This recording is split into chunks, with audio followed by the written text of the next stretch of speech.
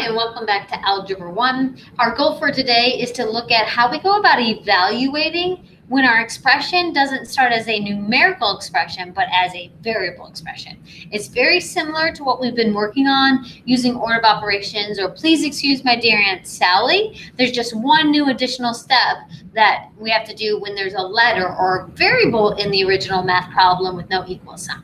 So that's our goal for today.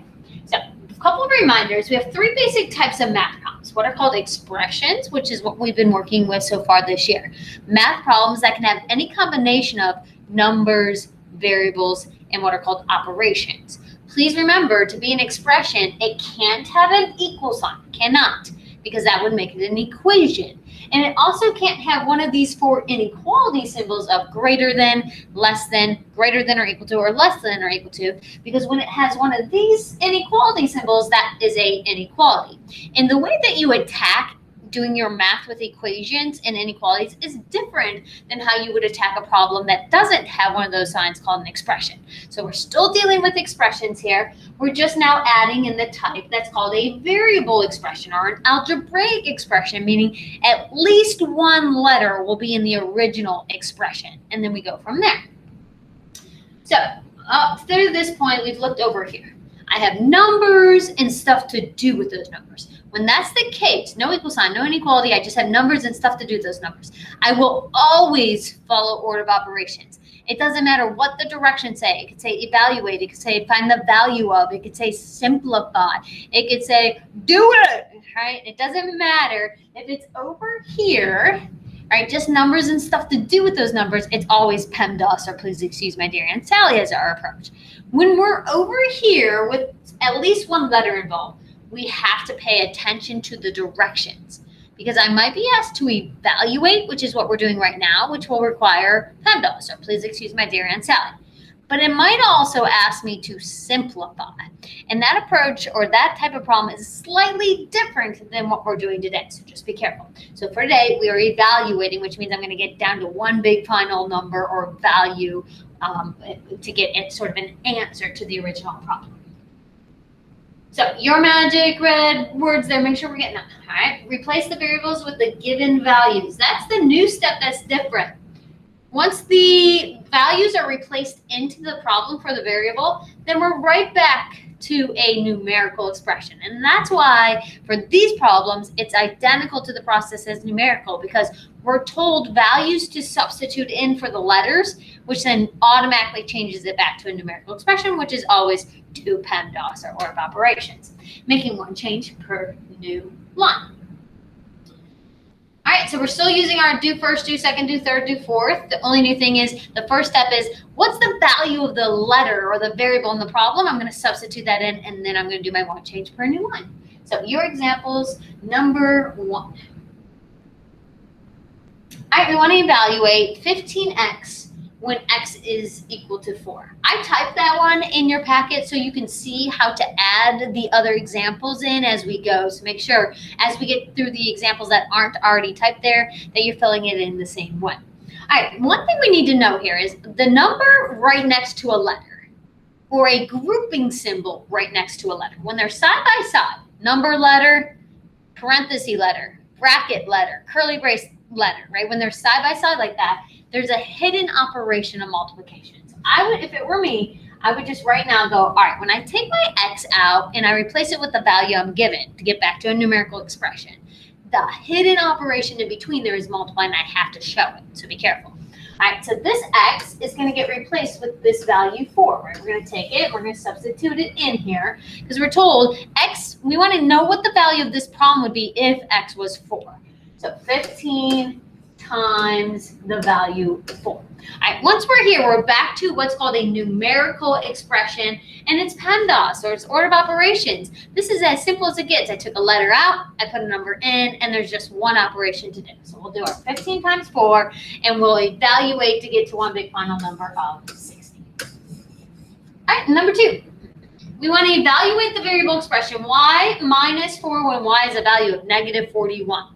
Now, this is not letter number. It's letter subtraction number. So be careful, right? There's no multiplication here, so just be careful there.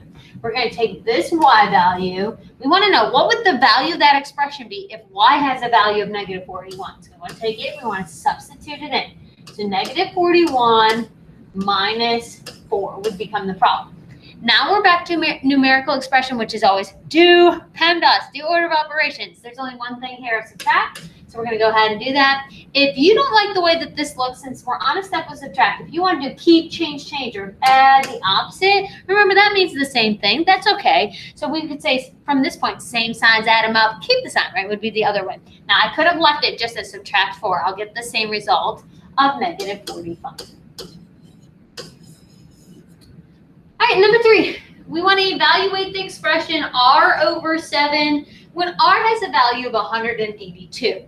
Now, there's technically a hidden operation here also because it's a fraction that's really representing the hidden operation of division, right? Fractions are really a divide problem. So where we see this bar, in my brain, I have to say that's a divide on my calculator to get my final thing when I do my evaluating. So we take our r value of 182, we're going to substitute it in the numerator of a fraction.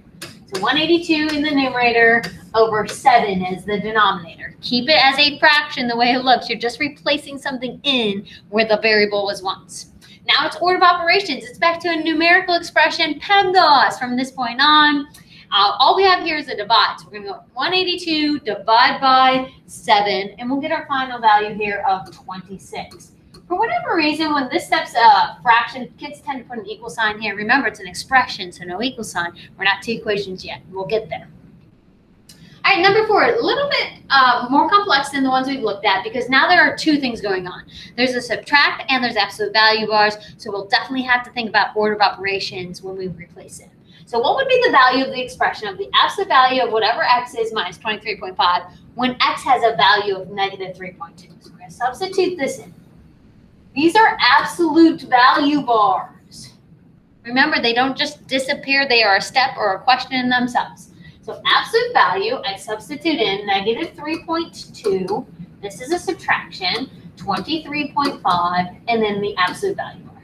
And now it's back to a numerical expression, PEMDAS from this point on. All right, we have 2 things. We have grouping symbols, and then inside them subtraction. So I start always on the inside. I'm going to do this subtract, and there'll still be absolute value bars there, so be careful. Do your negative 3.2 minus 23.5. Again, if you want to do keep, change, and make this add negative 23.5, you're free to because we're on the step where we're attacking the subtraction. On that line, you're allowed to do that, add the opposite or keep, change version. All right, when we do our math here, we'll end up with a negative 26.7. All right, we're not done because there's still a question there that we haven't answered in PEMDAS yet, which is what is the absolute value of negative 26.7? Remember, that just means how far from 0 is that value, or the shortcut. I have bars with a number. I pull it out. I make it positive. So we should have 26.7. No more absolute value bars. All right, number 5, last 2 for today. I'm going to evaluate 96 over m when m has a value of 24. All right, remember, there's a hidden operation when I'm given a fraction. The hidden thing that's really there is a divide, so be careful. This m is in the denominator, so when I take m out and I put the number in, it has to go on the bottom part of a fraction. So 96 over, or divided by, our m value of 24. All right, PEMDAS here from this point on, and there's only one thing of division. So 96 divided by 24 would just give us a 4. All right, number 6, we want to evaluate x to the 4th power when x is a 2 and 1/2. All right, so we're taking this x out. We're substituting in this entire base. All right, we're going to have a base with an exponent. So 2 and 1/2 to the 4th power. All right, you'll notice that I put the 2 and 1/2 in parentheses. This will help us, especially if our base is a negative number. If we don't use the parentheses on our base on our calculator, sometimes we'll get the wrong result. So I would always type my base into my calculator this way with the parentheses involved. This button on your calculator, what's called the caret button, is how you show a power, and it's how you type a power on your calculator. So what you're going to do is type in 2 and 1/2, ABC fraction button to help you. So 2 fraction button on your calculator. If you have the one like mine, like I suggested getting, looks like this, A, B, C. 1, A, B, C again. When you have a mixed number, you need that button twice. Once between the big number and the numerator, once between the numerator and the denominator. And then your 2. All right, and then our caret button, which allows us, oh, sorry, parentheses here, sorry. Parentheses, 2, ABC 1/2, ABC to the 2, and then your power button, and then the 4. And then you hit your enter, and it will do the whole thing 2 1/2 to the 4th power, which would give us a 39 and 1/16. Good final. 2 1/2 to the 4th power. All right, one last thing I want to look at. If I give you something like this, negative g when g equals negative 12. All right, this isn't like any of the other ones that we did because it kind of looks like there's no number in the original problem, but there is. Remember, number touching letter means multiplication. There's a hidden operation here on multiplication, which is negative sign right next to letter, which means in between those is technically a multiplication. So this is negative, but with a multiply, whatever g is. Now, the negative sign by itself represents a hidden number that we need to know, which is negative 1. So I'm going to change that, right? That's really a negative 1 that's being multiplied with g there, so be careful. Now g is out, negative 12's in, and I still have to do PEMDAS. I don't just change the sign. Right? This is a negative 1 being multiplied by, take this and substitute it in, a negative 12, which would give us a positive 12. I'm going to see problems that look similar to that as I navigate through my assignments, so just be careful. A negative sign with a letter, hidden operation multiplication, and a hidden number of negative 1. All right, I hope that this helps you attack your work for today. See you guys later.